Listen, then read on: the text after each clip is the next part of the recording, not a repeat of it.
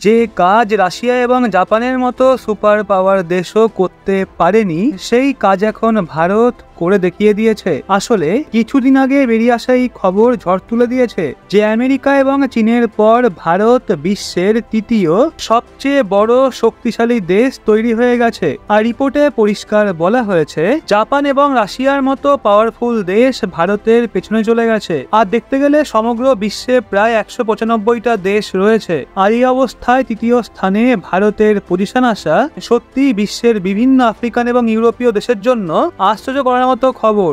আর বিশেষ করে যদি এশিয়ার কথা বলা হয় তাহলে এটা চীনের ঘুমানোর জন্য যথেষ্ট যে ভারত মিলিটারি পাওয়ারের বিষয়ে চীনকে টক্কর দেওয়ার জন্য ময়দানে নেমে পড়েছে।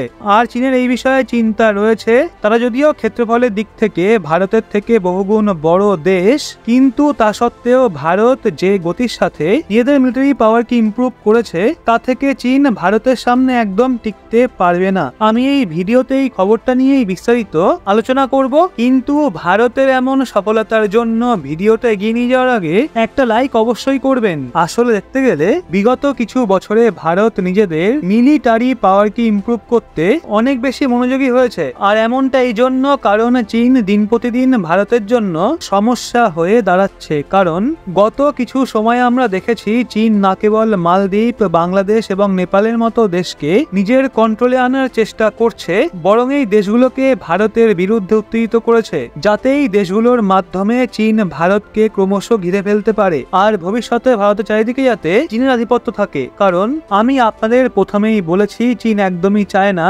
ভারতের মতো দেশ যে দ্রুতগতিতে ডেভেলপ করছে সেই দেশ এশিয়াতে থেকে চীনের মতো দেশকে সরাসরি টক্কর দিক। কিন্তু চীন মনে হয় এটা ভুলে গেছিল এখন ভারত আর সেই পুরনো ভারত নেই, বরং ভারত তার পুরনো রণনীতিকে পরিবর্তন করা শুরু করে দিয়েছে আর কূটনৈতিকভাবে নিজেদের পদক্ষেপ গ্রহণ করেছে। আর কোন দেশের মিলিটারি পাওয়ারকে মজবুত করার জন্য কেবল আর্মি, নেভি এবং এয়ারফোর্সই ক্যাপাবেল নয়, বরং আজকের সময়ে সবচেয়ে বেশি প্রয়োজন অ্যাডভান্স টেকনোলজি সম্পন্ন ডিফেন্স হাতিয়ার, যাতে powerful missile, advance fighter jet এবং লেটেস্ট ভার্সনের এয়ার ডিফেন্স সিস্টেমের সঙ্গে সঙ্গে লং রেঞ্জ সম্পন্ন দীর্ঘ সময় টিকে থাকা ট্যাঙ্কেরও প্রয়োজন রয়েছে। আর ভারত নিজেদের মিলিটারি পাওয়ারকে বাড়ানোর জন্য এই পদ্ধতিকে এমন কূটনৈতিকভাবে ব্যবহার করেছে যে সুপার পাওয়ার দেশগুলো বুঝতেও পারেনি ভারত 2024 সালের মধ্যে নিজেদের মিলিটারি পাওয়ারকে এত বেশি শক্তিশালী করে ফেলেছে। কিন্তু কিছু দিন আগে অস্ট্রেলিয়ার গ্লোবাল পাওয়ার ল ইনস্টিটিউট যখন এশিয়া পাওয়ার ইন্ডেক্সকে পাবলিক করেছিল, তখন তাদের রিপোর্টে যা লেখা ছিল তাকে দেখে প্রত্যেকে আশ্চর্য হয়ে গেছে। কারণ রিপোর্টে পরিষ্কার লেখা ছিল যে ভারত মিলিটারি পাওয়ারের বিষয়ে জাপান এবং রাশিয়ার পেছনে থাকতো। আজ সেই ভারত ইতিহাসের সমস্ত রেকর্ডকে ভেঙে রাশিয়া এবং জাপানের মতো সুপার পাওয়ার দেশকে ওভারটেক করে 3 নম্বর স্থানে নিজের জায়গা পাকাপোক্ত করে নিয়েছে। এখানে প্রথম নাম্বারেই রয়েছে আমেরিকা এবং দ্বিতীয় নম্বরে দেখতে পাওয়া যাচ্ছে চীনকে। অন্যদিকে জাপানের পজিশন সরে গিয়ে চলে গেছে 4র্থ নাম্বারে। আর রাশিয়া সুপার পাওয়ার হয়েও রয়েছে 6ষ্ঠ স্থানে। অর্থাৎ আজকের সময়ে ভারত যদিও 3 নম্বরে রয়েছে, কিন্তু ভবিষ্যতে সুপার পাওয়ার ভারতকেই বলা হবে, কারণ ভারত অলরেডি কিছু বাছাই করা দেশের মধ্যে যুক্ত হয়ে গেছে। আপনাদের বলে রাখি, ভারত নিজেদের মিলিটারি পাওয়ারকে এতটাই মজবুত করার জন্য সবচেয়ে বেশি নজর দিয়েছে মেড ইন ইন্ডিয়া প্রোডাক্টের প্রোডাকশনের ওপর, যেখানে ভারতের DRDO, Hindustan aeronautics limited, L&T এবং কল্যাণী গ্রুপের সঙ্গে সঙ্গে ভারত বিভিন্ন স্টার্টআপ কোম্পানির সহযোগিতায় নতুন নতুন এবং লেটেস্ট টেকনোলজি যুক্ত ডিফেন্স হাতিয়ারকে ডেভেলপ করেছে। যদিও ভারতীয় কোম্পানিগুলোর জন্য এটা করা সম্ভব ছিল না, কারণ আমাদের কাছে সব ধরনের লেটেস্ট টেকনোলজি নেই। সেই জন্য এখানে ভারত আবারও একবার কূটনীতির ব্যবহার করেছে। সেই জন্য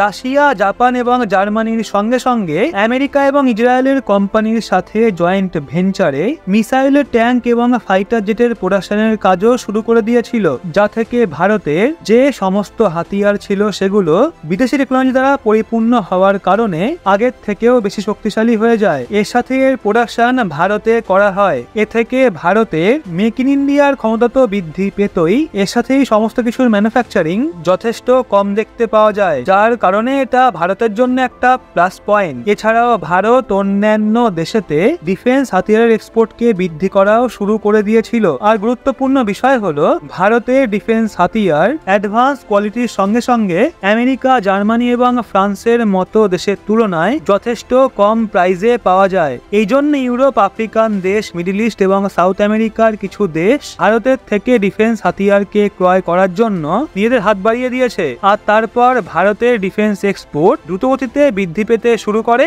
এবং ধীরে ধীরে 85টা দেশ ভারতের সাথে ডিফেন্স হাতিয়ার ক্রয় করার জন্য যুক্ত হয়ে যায়। যদি ভারতের গত এক বছরের ডিফেন্স প্রোডাক্টের টোটাল ভ্যালুয়েশন দেখা হয় তাহলে সেটা প্রায় 21,000 কোটি টাকা, যেখানে ওভারঅল রিপোর্টে বলা হয়েছে 78% এর গ্রোথ ভারত এক বছরে অ্যাচিভ করেছে। আর গুরুত্বপূর্ণ বিষয় হলো, যখন ভারতের এক্সপোর্ট দ্রুতগতিতে বৃদ্ধি পেতে শুরু করেছিল তখন ডিফেন্স হাতিয়ার ব্যয়বহুল হওয়ার কারণে ভারতের ইনকাম যথেষ্ট বৃদ্ধি পেয়েছিল, যা থেকে চীন, রাশিয়া এবং জাপানের মতো দেশের মনে হতে শুরু করেছিল যে ভারতের ইকোনমিকে বাড়ানোর লোভে ডিফেন্স এক্সপোর্টের ওপর এত মনোযোগ দিয়েছে। সেই জন্য তারা মনে করেছিল ভারত মিলিটারি পাওয়ারের দিকে একদমই মনোযোগ দেয়নি। যদিও এইসব দেশের চিন্তা ভাবনা একদমই ভুল ছিল, কেননা সামনে থেকে তো ভারত নিজেদের ডিফেন্স এক্সপোর্টকে বৃদ্ধি করাতে বিশেষ মনোযোগ দিয়েছিল, কিন্তু পেছনে ভারত নিজেদের মিলিটারি পাওয়ারকে মজবুত করতে কোনো বিকল্পই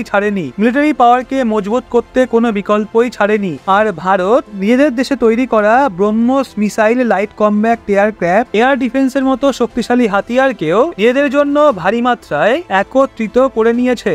শুধু তাই নয়, বরং আজকের সময়ে ভারত 26টা রাফেল ফাইটার জেট ক্রয় করার ডিল অলরেডি ফ্রান্সের সাথে ফাইনালাইজ করে নিয়েছে। আর সাবমেরিন তৈরি করার কাজ ভারতের কোম্পানিগুলো নিজেরাই নিজেদের দেশে করেছে, যেখানে জার্মানির মতো দেশের সাহায্য নেওয়া হচ্ছে যাতে টেকনিক্যাল প্রবলেম খুবই সহজে সলভ করা যায়। আর আপনি জানলে আশ্চর্য হবেন, ভারতের কাছে যে আইএনএস বিক্রান্ত নামক প্রথম স্বদেশী এয়ারক্রাফট ক্যারিয়ার রয়েছে সেটাকে বিশ্বের টপ এয়ারক্রাফট ক্যারিয়ারে গোনা হয়ে থাকে। এছাড়াও আইএনএস ভিশাল এবং আইএনএস বিক্রমাদিত্য নামক দুটো এয়ারক্রাফট তৈরি করার কাজ চলছে। আর গুরুত্বপূর্ণ বিষয় হলো, এই দুটো এয়ারক্রাফট ক্যারিয়ারও ভারতেই তৈরি করা হচ্ছে। এখনো তো ভারত মিলিটারি পাওয়ারের বিষয় জাপান এবং রাশিয়াকে পেছনে ফেলে তৃতীয় স্থানে চলে এসছে, কিন্তু এখনো ভারতকে মিলিটারি পাওয়ার মজবুত করে চীনকে পেছনে ফেলা বাকি রয়েছে। যদিও ল ইনস্টিটিউটের রিপোর্টে শুধুমাত্র মিলিটারি পাওয়ার ইনক্লুড নেই, বরং সেই সঙ্গে সফট পাওয়ারও ইনক্লুড রয়েছে।